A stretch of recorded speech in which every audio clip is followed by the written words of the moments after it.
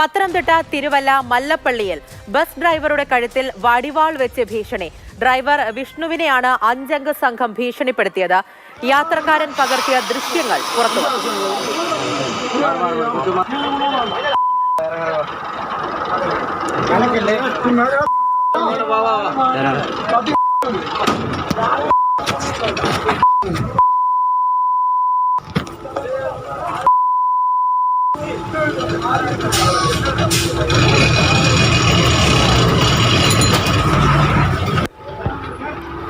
CK Abhilal വിവരങ്ങൾ നൽകും. അഭിലാൽ, ഇങ്ങനെ ഒരു അക്രമത്തിന്റെ കാരണം എന്താണ്? സംഘത്തിൽ 5 പേർ ഉള്ളതായിട്ട് അറിയുന്നു.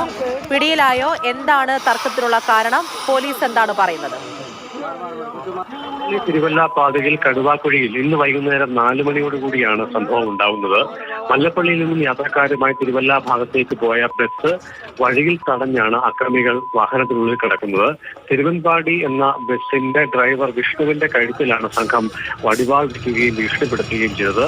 സ്വകാര്യ ബസ്സിലെ ജീവനക്കാർ തമ്മിൽ ഉണ്ടായ തർക്കമാണ് ഈ പ്രശ്നത്തിന്റെ അടിസ്ഥാന കാരണമായി പറയപ്പെടുന്നത്. മത്സര ഓട്ടം, അതോടൊപ്പം തന്നെ സമയവുമായി ബന്ധപ്പെട്ട തർക്കങ്ങളൊക്കെ തന്നെ വിഷയത്തിലേക്ക് കാര്യങ്ങളെ എത്തിച്ചു എന്നുള്ള സൂചനകളാണ് പോലീസിന് ലഭ്യമായിട്ടുള്ളത്. മല്ലപ്പള്ളി തിരുവല്ല റൂട്ടിൽ തന്നെ സർവീസ് നടത്തുന്ന ജാനകി എന്ന സ്വകാര്യ ബസ്സിലെ ഡ്രൈവർ ശ്രീകുമാർ അടക്കം 4 പേർക്കെതിരെ വിഷ്ണു പോലീസിനെ സമീപിച്ചിട്ടുണ്ട്. വിഷയം വിശദമായി പരിശോധിക്കുകയാണ് എന്നുള്ളതാണ് പോലീസ് വിശദീകരിക്കുന്നത്. സംഭവ സമയം ബസ്സിൽ 20ഓളം ആളുകൾ ഉണ്ടായിരുന്നു. അതിൽ നല്ലൊരു പങ്ക് സ്ത്രീകളും ആയിരുന്നു. പിൻസീറ്റ് യാത്രക്കാരിൽ ഒരാളാണ് ദൃശ്യങ്ങൾ പകർത്തുകയും പിന്നീട് മാധ്യമങ്ങൾക്ക് ലഭ്യമാവുകയും ചെയ്തു.